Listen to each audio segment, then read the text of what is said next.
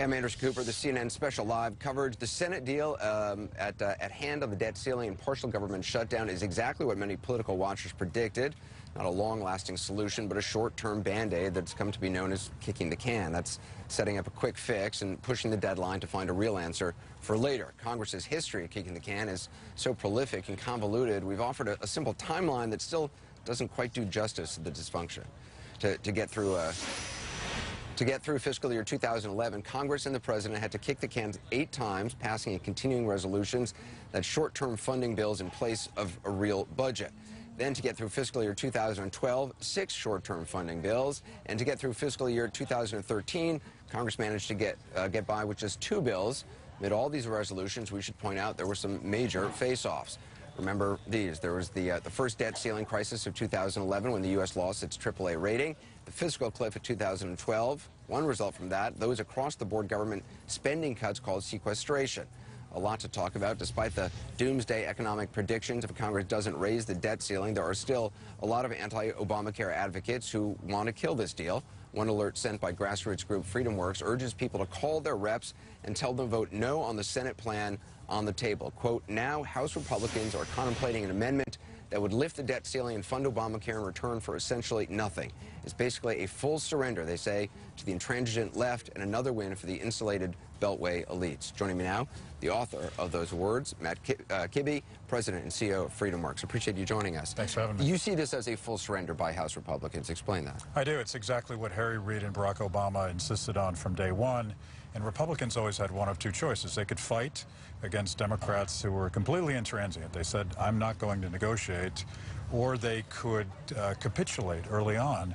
And instead of presenting a united front opposed to Obamacare, opposed to spending so much money we don't have, they started shooting at each other. John McCain started shooting at Ted Cruz and helped the Democrats define the narrative. They say, I mean, the people who oppose your position say, look, you never had the votes to defund or delay Obamacare, that it was never going to happen. So did you actually accomplish anything? Yes, I think we did, and I think what we need to understand is that Obamacare is, in reality, a train wreck. It is, in reality, pushing people off of their current coverage. It's going to raise premiums. It's going to force young people, through the individual mandate, to buy coverage they can't afford. But what did you accomplish? What we accomplished was fighting. And it's important in Washington, D.C. to step up to the plate and actually stand for something, even if the Democrats don't want to go along with it. This was all about educating the public. It was all about trying to move the needle outside the Beltway.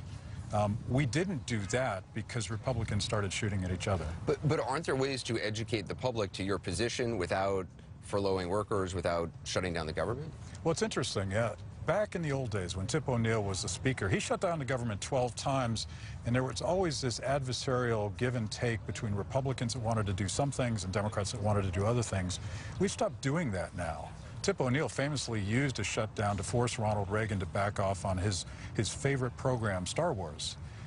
We don't do that anymore, so now we fund both guns and butter, and that's how we get $17 trillion in national debt. It's also how we end up with implementing Obamacare, a program that no one in this town thinks is actually working today.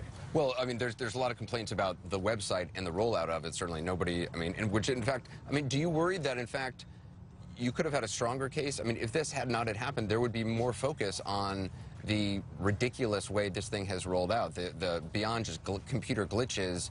I mean, it's been sort of a disaster the way it's rolled out thus far, but it hasn't gotten the attention it could have had otherwise.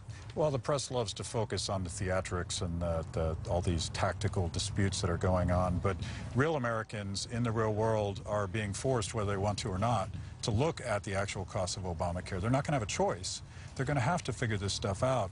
So I would predict that 6 months from now, you're going to see a number of Democrats calling for a delay in Obamacare because it's going to be a political albatross on anybody that supported it. So what is the price that House Republicans who vote for this, who vote for an end to the shutdown, what do you want the political price for them to be?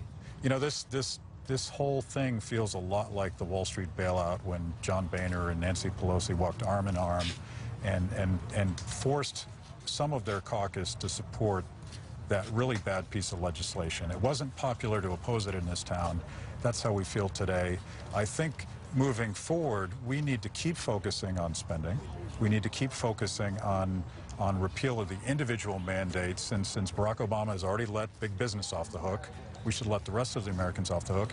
And we need to force Congress to actually live by its own laws. So will they pay a political price? I mean, primary challenges, the like? Oh, I think absolutely.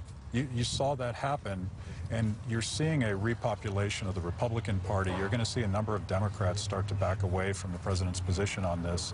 It's going to happen because the reality is Obamacare is not working for Americans. I appreciate your time. Thanks for being with us. Appreciate it. Appreciate it. All right.